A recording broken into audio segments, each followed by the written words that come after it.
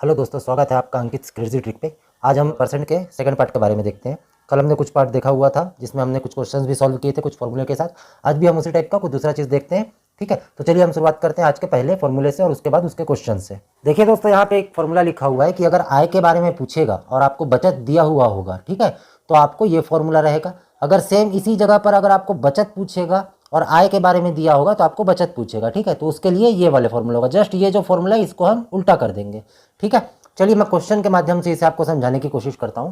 देखिए यहाँ पे क्या लिखा है, राधा अपने वेतन का 40% भोजन पर खर्च करती है। ठीक है, 20% जो है आपका मकान किराए पर, 40% भोजन पर, 20% मकान किराए पर, 10% मनोरंजन पर तथा 10% यातायात पर व्यय करती है। व्यय करती है मतलब खर्च करती है। यदि माह के अंत में उसकी बचत 1500 रुपये की है तो उसकी मासिक आय या वेतन बताइए। ठीक है, तो अब इसमें क्या बोल रहा है, कोई है यहाँ पे एक राधा करके, ठीक है, जिसकी जो सैलरी होगी वो 100% होगी। ठीक है, हम इसे 100% ही मानेंगे। अब वो बोलती है, देखिए इस 100% में से 40% वो कहाँ खर्च करती है, खाने पे, मैं यहाँ पे फूड कर देता हूँ। ठीक है, 20% कहाँ वो खर्च करती है, रूम रेंट पे। 10% और ये भी एक और 10% कहाँ खर्च करती है, यहाँ पे 10% है। ठीक है, ये हो गया और आपका ये हो गया। ये मैं आपको समझाने के लिए है। एक 10% वो मनोरंजन में खर्च करती है, मान लीजिए मैं यहाँ पे लिख देता हूँ मूवी में, और एक 10% वो यातायात में खर्च करती है, मतलब हो गया आपका ट्रेवल में। ठीक है, तो इतने जगह वो खर्च करती है। तो देखिए 100% उसका जो आय होगी वो होगा। अब इस पर वो खर्च कहाँ कितना कर चुकी है, ये हो गया 40, ये हो गया 20, 40 और 20 60, 70 और 80। तो टोटल मिला के वो टोटल अभी तक अपना कितना खर्च कर चुकी है, 80%। ठीक है, और जो आपका बच गया वो आपका क्या हो गया, यदि माह के अंत में उसकी बचत 1500 रुपये है, ठीक है, तो उसकी मासिक वेतन या आय बताइए। ठीक, तो इसमें हमको क्या पता चलेगा, देखिए हमें क्या है, आय पूछ रहा है, बचत दिया हुआ है। चलिए डायरेक्ट फॉर्मूला में मान रखते हैं, बचत कितना है, 1500 रुपये है ना, 1500 रुपये। और उसके बाद क्या क्या कहा गया है हमें, कितना वो खर्च कर रही है, टोटल 80% खर्च हो रहा है। देखिए 40, 20, 60, 70 और 80%, 100% में 80% खर्च हो रहा है। तो यहाँ पे मैं क्या करता हूँ, 100 माइनस 80। ठीक है, क्योंकि एक साथ खर्चा करिए इसलिए है। ये बी का यूज़ कब होगा, जब वो एक बार खर्चा करे और जो बच जाए उसके बाद खर्चा करे। ठीक है, मैं आपको क्वेश्चन के माध्यम से इसे समझाऊंगा, अभी आप ऐसे समझ लीजिए। तो यहाँ पे हो गया 1500 रुपये बचत इंटू 100/100 माइनस 80, ये ए की वैल्यू क्या हो गई, 80। तो अब अगर मैं इसे सॉल्व करूंगा तो ये क्या हो जाएगा आपका, 1500 इंटू 100/20, ये आपका गया 5 बार में। और अगर मैं 5 को इसके साथ मल्टीप्लाई करूंगा तो मेरे पास आंसर क्या बचेगा, 7500 रुपये। ठीक है, तो उसकी मासिक वेतन कितना होगा आपका, 7500 रुपये का। ठीक है, ये आपका हो गया सही आंसर। चलिए एक और क्वेश्चन के माध्यम से और देखते हैं। और याद रखिएगा ये आपका जो क्वेश्चन था, ये आपका क्वेश्चन एसएससी पे आया हुआ क्वेश्चन है। ठीक है, सेम क्वेश्चन मैं आपको आज जितने भी क्वेश्चन बताऊंगा वो किसी ना किसी एग्जाम पे आए हुए क्वेश्चन है। चलिए हम एक और क्वेश्चन देख लेते हैं। देखिए दोस्तों, ये आपका क्लर्क पे आया हुआ क्वेश्चन है, बैंक क्लर्क पे। इसमें क्या बोला गया है, अंकित अपने वेतन का 30% घरेलू वस्तु पर खर्च करता है, शेष वेतन का 20% शिक्षा पर खर्च करता है और शेष राशि 5250 रुपये को बैंक के खाते में जमा करता है। घरेलू वस्तु पर खर्च की गई राशि क्या है। ठीक है, तो हमें अब ये तो पता नहीं है कि उसकी आय क्या है। ठीक है, तो सबसे पहले हमें क्या निकालना पड़ेगा, आय निकालना पड़ेगा, तभी तो हम उससे बांट पाएंगे कि 30% वो घरेलू वस्तु पर खर्च करता है, फिर 20% कहीं और खर्च करता है, शेष राशि कहीं और खर्च करता है। ठीक है, तो इसके लिए आय निकालते हैं। आय का फॉर्मूला हमने लिख चुका है, तो चलिए डायरेक्ट यहाँ पे मान रखते हैं, ये एक लाइन पे बन जाएगा ये क्वेश्चन। देखिए आपका कितना रुपये आपका बच रहा है, 5250 रुपये को वो बैंक के खाते में जमा करवाता है। इसका मतलब वो क्या कर रहा है, इस 5250 रुपये उसकी बचत हो रही है। तो सबसे पहले यहाँ पे बचत लिख लीजिए, 5250 रुपये। ठीक है, इंटू हम क्या करते हैं उसके बाद 100। देखिए सबसे पहले क्या कर रहा है, अपने वेतन का 30% घरेलू कार्य पर खर्च कर रहा है, तो यहाँ पे क्या हो गया, 100 माइनस 30 है ना। उसके बाद क्या हो गया, शेष वेतन का 20% वह शिक्षा पर खर्च कर रहा है, तो अब आपका जो बच गया वो कर दीजिए। ठीक है, बैंक खाते में जमा कराता है। अब अगर मैं इसे सॉल्व करता हूँ तो ये क्या होगा, 5250 इंटू 100/70 इंटू 100/50। आप इसे काट दीजिए, ये आराम से कट जाएगा पूरा। अब आप इसे कैंसिल करेंगे आपस में तो इसका आंसर आएगा आपका 15,000 रुपये। ठीक है, ये आपकी क्या हो गई, इनकम हो गई। मतलब अंकित की इनकम कितनी है, 15,000 रुपये महीना। ठीक है, हमसे क्वेश्चन में क्या पूछा गया, घरेलू वस्तु पर खर्च की गई राशि क्या है। तो एक बात बताइए, अंकित अपने वेतन का 30% कहाँ खर्चा कर रहा है? ये देखिए क्वेश्चन में 30% घरेलू वस्तु पर खर्च कर रहा है। ठीक है, तो देखिए अब हमें क्या करना पड़ेगा, 15,000 जो हमारे पास आया है, हमको इसका 30% निकालना पड़ेगा। तो 30% को कैसे लिख सकता हूँ मैं, 30/100। ये 2 जीरो से आप ये 2 जीरो काट दीजिए, आपके पास क्या बच गया, 150 और 30। तो आप 150 और जब 30 का गुणा करेंगे तो आपके पास क्या आंसर आएगा, 4,500 रुपये। ठीक है, तो अंकित अपने घरेलू वस्तु पर कितनी राशि खर्च कर रहा है, 4,500 रुपये। चलिए एक और क्वेश्चन देखते हैं, धीरे धीरे आपके डाउट्स क्लियर होते जाएंगे। देखिए दोस्तों, ये भी आपका क्लर्क पे आया हुआ क्वेश्चन है। प्रगति अपनी मासिक आय का 20% भोजन पर खर्च करने के बाद, ठीक है, शेष धनराशि का 1/4 बच्चों की शिक्षा पर और शेष धनराशि का 50% परिवहन पर खर्च करने के बाद 1,500 रुपये बचा लेती है। प्रगति की कुल मासिक वेतन कितना है? देखिए ये भी कितना इजी क्वेश्चन है, इसे भी हम डायरेक्ट फॉर्मूले पे रख सकते हैं। चलिए रखते हैं। क्या बोल रहा है, देखिए कितना रुपया बचा लेती है, बचा लेती है 1,500, मतलब बचत हमारा क्या हो गया 1,500 का। ठीक है, इंटू कर दीजिए 100, ये तो आएगा ही नीचे 100। ठीक, माइनस, देखिए प्रगति अपनी मासिक आय का कितना परसेंट भोजन पर खर्च करती है, 20%, तो ये मैं 20 कर देता हूँ। ठीक है, खर्च करने के बाद शेष धनराशि का 1/4 बच्चों की शिक्षा पर खर्च करती है। ठीक है, बच्चों की शिक्षा पर कितना खर्च कर रही है, 1/4, और शेष धनराशि का 50% परिवहन पर खर्च करती है। तो ये मैं सीधे सीधे परिवहन पर खर्च कर देता हूँ। ठीक, अगर मैं इसको सॉल्व करूँगा तो मेरे पास क्या हो गया, यहाँ पे 1,500 इंटू ये हो गया आपका 100/80 इंटू 4/3 और इंटू हो गया आपका 100/50। अब आप इसे काटेंगे तो काट लीजिए, ये हो गया आपका 5 दूनी 10, ये हो गया आपका 4 दूनी 8 और ये हो गया आपका 5। ठीक, यहाँ पे नीचे 3 है तो इससे ये भी काट दीजिए, ये 500 बार में चले गया। आपके पास आंसर क्या आ गया, 5,000 रुपये। देखिए 5 दूनी 10 और 500 के साथ अगर आप 10 का गुणा करेंगे तो 5,000 रुपये। तो प्रगति की कुल मासिक वेतन कितनी है, 5,000 रुपये। देखिए इतना बड़ा क्लर्क का जो क्वेश्चन था वो आप सिर्फ एक लाइन पे सॉल्व कर सकते हैं। ठीक है, चलिए मैं एक और क्वेश्चन आपको बताता हूँ, धीरे धीरे हम और टफ क्वेश्चंस देखेंगे। देखिए दोस्तों, एक क्वेश्चन मैंने आपको कल बताया हुआ था एक फॉर्मूले के साथ, x²/100। अगर आपको याद होगा ये फॉर्मूला जो हमने कल लिखा हुआ था, ये उसी के ऊपर बेस्ड क्वेश्चन है और ये आपका SSC के एग्जाम में आया हुआ क्वेश्चन है। किसी व्यक्ति के वेतन में पहले 20% की वृद्धि की गई, फिर 20% की कमी की गई, तो उसके वेतन में परिवर्तन क्या होगा? ऑप्शन ए 4% की बढ़ोतरी होगी, 4% की कमी होगी, 8% की कमी होगी, 8% की बढ़ोतरी होगी। तो अगर मैं इसे बिना पेन भी पकड़े बनाऊँ ना तो भी मैं बना सकता हूँ। देखिए कितना इजी दिया हुआ है, 20 का स्क्वायर क्या होगा आपका, अगर मैं इसे कायदे से बनाऊँ तो क्या होगा, ये 20² मुझे पता है इसका मतलब 400 होगा, नीचे 100 है, 4 बार में कट गया, तो आंसर क्या होगा, 4% की कमी होगी। क्यों होगी 4% की कमी? देखिए आप इस टाइप का जो भी क्वेश्चन आएगा जिसमें पहले वृद्धि हो रही होगी फिर कमी हो रही होगी, तो हमेशा आप नुकसान में रहेंगे। कैसे? चलिए एक प्रैक्टिकल तरीके से देख लेते हैं। मान लीजिए कोई व्यक्ति है, मान लीजिए राम कोई व्यक्ति है जिसकी जो सैलरी है वो आपका 100 रुपये है। ठीक है, अब अगर मैं इसकी सैलरी में 20% बढ़ा देता हूँ तो इसकी सैलरी अब कितनी हो गई, अब इसकी सैलरी 120 रुपये हो गई। लेकिन देखिए जब मैं इसे 20% कम करूँगा, पहले जब मैंने 20% बढ़ाया तो मैंने 100 के ऊपर बढ़ाया तो ये 120 हो गया। लेकिन अब जब मैं 20% की कमी करूँगा तो किसके ऊपर करूँगा, 100 के ऊपर नहीं करूँगा, मैं 20 के ऊपर कमी करूँगा। अभी मैंने बढ़ाया, अब लेकिन अगर मैं कमी करूँगा तो मैं 120 के ऊपर 20% की कमी करूँगा। ठीक है, तब ये वापस 100 नहीं होगा, तब ये 96 के आसपास जाएगा कुछ समथिंग पॉइंट में। ठीक है, तो ये उसके बाद कम हो जाता है, इसलिए हमेशा क्या होती है, कमी होती है अगर पहले बढ़ाया जाए फिर घटाया जाए तो। ठीक है, चलिए एक और क्वेश्चन देख लेते हैं। देखिए दोस्तों, यहाँ पे एक और क्वेश्चन दिख रहा है आपको जो कि पीओ और LIC ये दोनों के एग्जाम में आ चुका है। यदि पंखों के मूल्य में 20% की कमी आए तो उसकी बिक्री 40% बढ़ जाती है। ठीक है, तो बिक्री पर रुपए में क्या प्रभाव पड़ेगा? इस टाइप का मैं एक आपको फॉर्मूला बता चुका हूँ कल। ठीक है, इसमें 4 ऑप्शन दिए हुए हैं। 12% की कमी आएगी, उसके बाद बोला है 12% की वृद्धि होगी, फिर बोला है 30% की कमी आएगी या तो 20% की कमी आएगी। ठीक है, तो हम इस टाइप का क्वेश्चन, और ये NOT जो है वो नन ऑफ दिस है, मतलब होता है आपका इनमें से कोई नहीं। तो इस वाले के लिए मैंने एक फॉर्मूला आपको बताया हुआ था।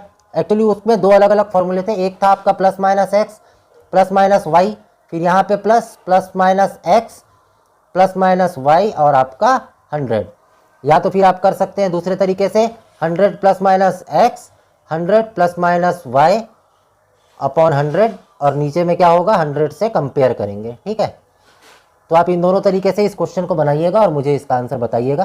ठीक है, चलिए एक और क्वेश्चन देख लेते हैं जो कि आपके पीओ के एग्जाम पे आया हुआ क्वेश्चन है और SSC के भी एग्जाम पे आया हुआ क्वेश्चन है। देखिए दोस्तों, यहाँ पे एक चीज़ मैंने लिखा हुआ है, वर्तमान जनसंख्या अगर आपको दी हुई है किसी क्वेश्चन में, मैं यहाँ पे पी ले लेता हूँ, अगर वृद्धि या कमी दी हुई होगी दर के हिसाब से, तो R1 एक मैं दर ले लेता हूँ, दर को हमेशा परसेंट में व्यक्त करते हैं, तो R1%, R2% या R3% इस टाइप का दिया हुआ होगा, और आपको पूछेगा कि जनसंख्या फलाने साल के बाद कितनी होगी, x या x1 जो भी बोले, तो आपका जो फॉर्मूला बनेगा वो बनेगा P कोष्टक के अंदर 1 ± R1/100 कोष्टक बन, और ये ऐसा चलते जाएगा जितना आपको दर दिया हुआ होगा। ठीक है, क्वेश्चन के माध्यम से समझते हैं।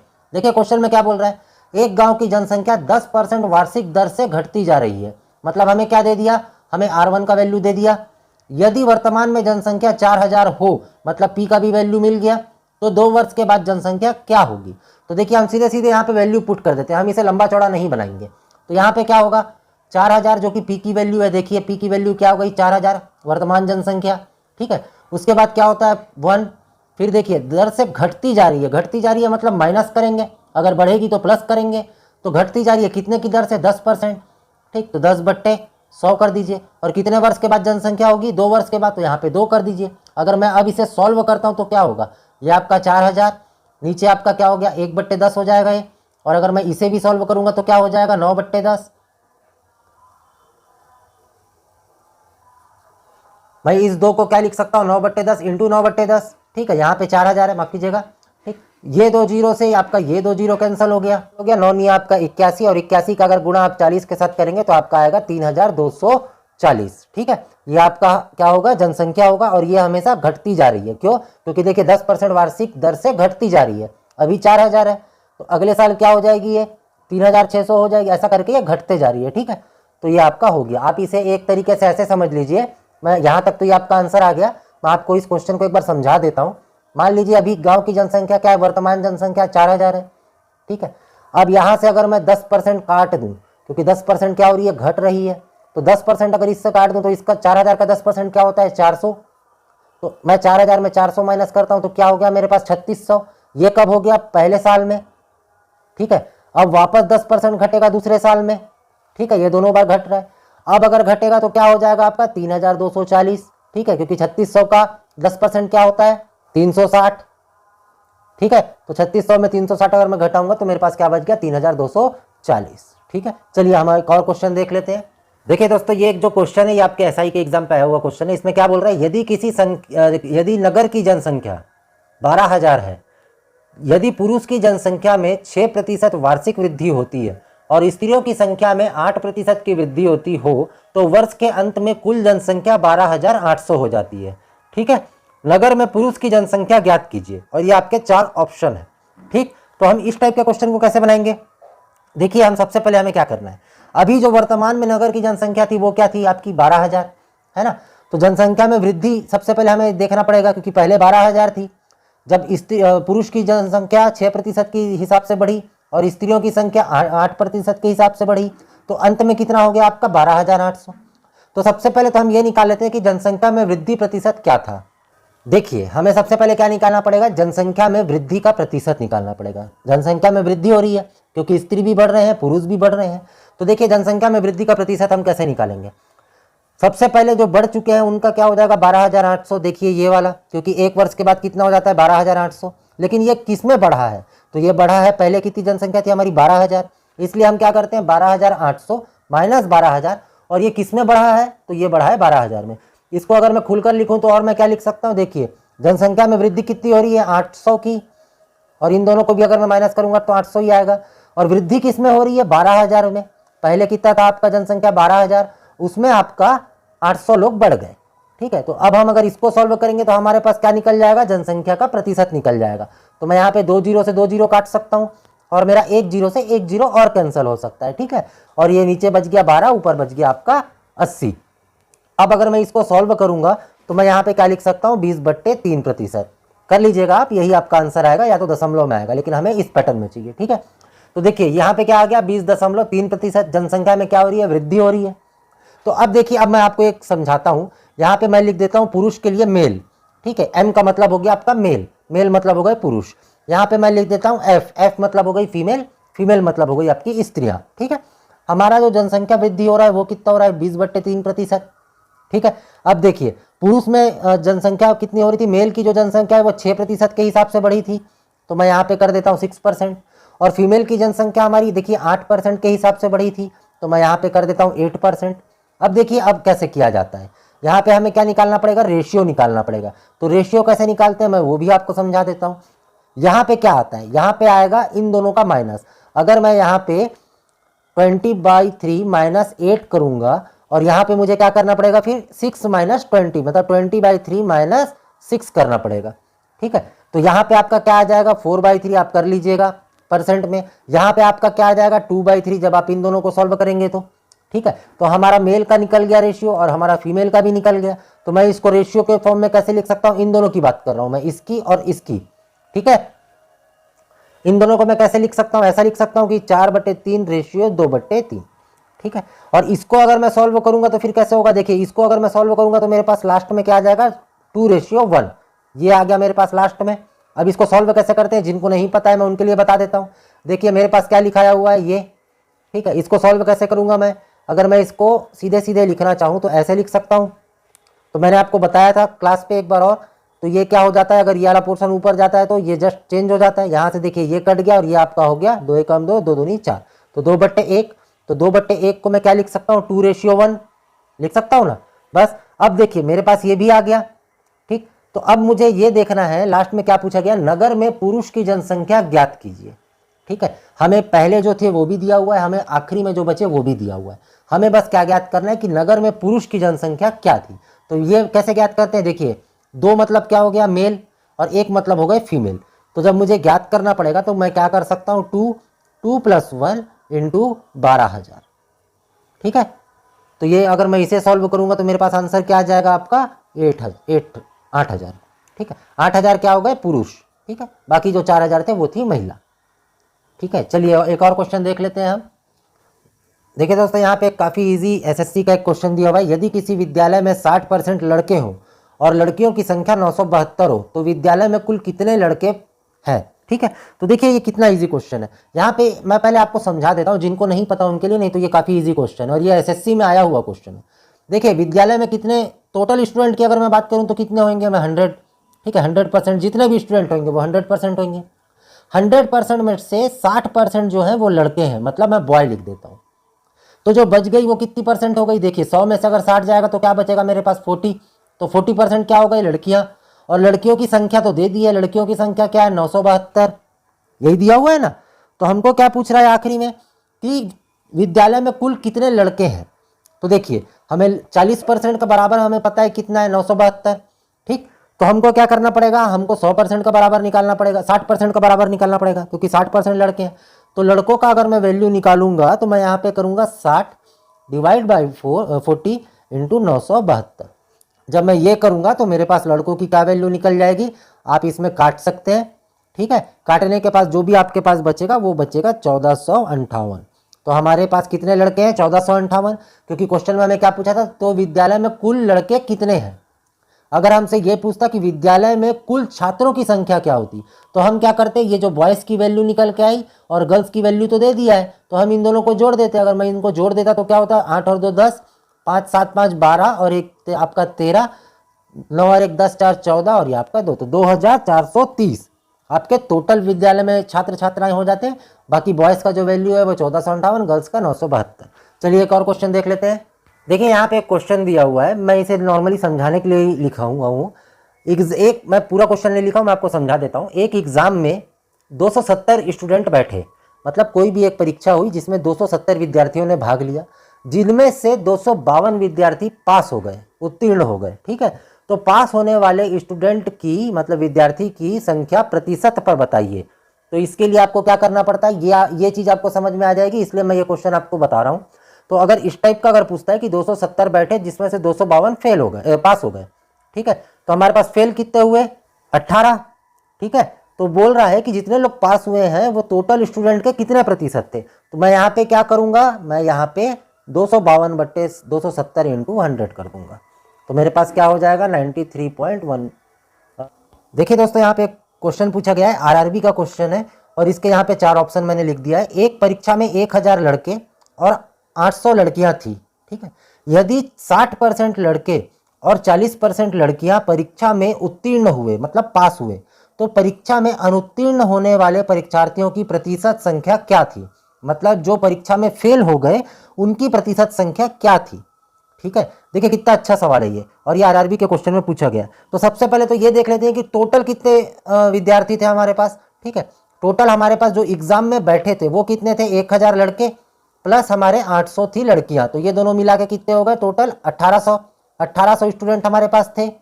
ठीक है, अब इसमें से क्या बोल रहा है कि हमारे पास जो 1000 लड़के थे, ठीक है, इसमें से 60% जो थे वो पास हुए, मैं परसेंट को ऐसा लिख सकता हूँ। ठीक है, प्लस हमारे पास जो लड़कियां थी उसमें से क्या कितने पास हुए, 40% पास हुए। ठीक है, मैं 40% को भी ऐसे लिख सकता हूँ। ठीक, अगर मैं इन दोनों को सॉल्व करूं तो देखिए ये 2 जीरो से मैंने ये 2 जीरो काट दिया, यहाँ पे कितना हो गया 600, प्लस ये 2 जीरो से मैंने ये 2 जीरो काट दिया, यहाँ पे कितना हो गया आपका 320, इन दोनों को मैंने जोड़ा 920। ठीक है, तो 1800 लोगों में कितने लोग पास हो गए, 920। तो अब हमारे पास ये भी पता है कि टोटल कितने थे, हमें ये भी पता है कि कितने लोग पास हुए, ये आपके पास की संख्या है। 1000 में 60% पास हुए मतलब 600, 800 में 40% लोग पास हुए मतलब 320, तो दोनों को अगर हम जोड़ देंगे तो 920 लोग पास हुए।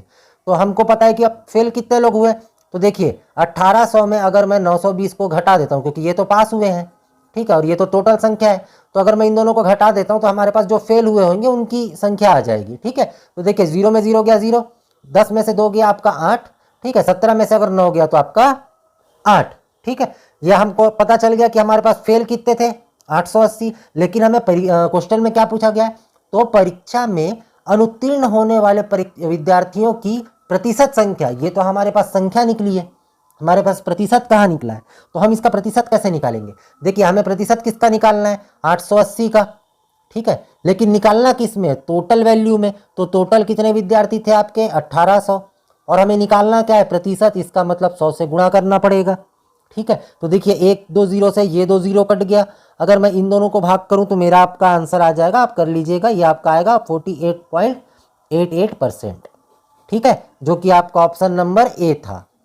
ठीक, समझ गए, ये काफ़ी अच्छा क्वेश्चन है आपके लिए, जरूरी भी है, ये आरआरबी पर आया हुआ क्वेश्चन है। चलिए आगे देखते हैं, अगर वीडियो आपको अच्छी लग रही होगी तो प्लीज़ लाइक और सब्सक्राइब जरूर कीजिएगा तथा इसे शेयर भी कीजिएगा। देखिए दोस्तों, ये भी आपके एसएससी पर पूछा गया क्वेश्चन है, जो कि है यहाँ पे, एक क्रिकेटर ने 110 रन बनाए, ठीक है, जिसमें उसने 3 चौके व 8 छक्के सम्मिलित किए, मतलब उसने 3 चौके और 8 छक्के मारे। खिलाड़ी ने अपने रनों के कुल योग के कितने प्रतिशत रन दौड़ कर बनाए हैं। ठीक है, तो देखिए सबसे पहले तो मैं नॉर्मली ये चीज़ निकाल लेता हूँ कि 3 चौके मतलब 3 बार उसने चौका मारा, ठीक है, प्लस 8 बार क्या मारा उसने, छक्का मारा। ठीक है, अगर मैं इन दोनों को सॉल्व करता हूं तो मेरे पास क्या आ जाएगा 48 नहीं 60 आएगा, क्योंकि ये आपका हो गया आपका 48 और ये आपका हो गया 12, इन दोनों का अगर मैं जोड़ता हूं तो 60। इसका मतलब क्या हो गया, जो 110 रन थे, जो कुल रन है 110, उसमें से 60 रन उन्होंने सिर्फ चौके या छक्के से बनाए, दौड़ कर नहीं बनाए। दौड़ कर उन्होंने कितना रन बनाया, सिर्फ 50 रन, क्योंकि अगर इन दोनों को माइनस करूंगा तो 50 आएगा, और यही वो रन है जो उन्होंने दौड़ कर बनाया। अब हमें क्या पूछ रहा है, खिलाड़ी ने अपने रनों के कुल योग का, ठीक है, अपने रन का कुल योग मतलब 110 के कितने प्रतिशत रन दौड़ कर बनाए। ठीक है, मतलब हमें सीधे सीधे ये पूछ रहा है कि 110 में 50 कितना प्रतिशत होगा। तो मैं क्या करूंगा, देखिए क्या पूछ रहा है, 50 किसके ऊपर, 110 के ऊपर कितने प्रतिशत रहेगा। ठीक है, माफ कीजिएगा, यहाँ पे 100 आएगा। जब आप इसे सॉल्व करेंगे तो क्या होगा, ये हो जाएगा आपका, देखिए 1 0 से 1 0 कट गया, मैं इसे कर सकता हूँ 500/11। ठीक, और अगर मैं अब इसको तोड़ूंगा तो ये क्या बन जाएगा, देखिए यहाँ से डिवाइड कर देते हैं, ये हो गया आपका 11 चौक 44। ठीक है, यहाँ पे बच गया 6, ये हो गया 0, 11 पंचे 55, हमारा बच गया 5/11, और ये आपका ऑप्शन में था, तो हमारा आंसर क्या होगा 45 सही, 5/11% रन जो थे वो खिलाड़ी ने दौड़ कर बनाए हैं। ठीक है, तो आज के लिए इतना काफ़ी है दोस्तों। अगर आपको वीडियो अच्छी लग रही होगी तो प्लीज़ लाइक और कमेंट जरूर कीजिएगा।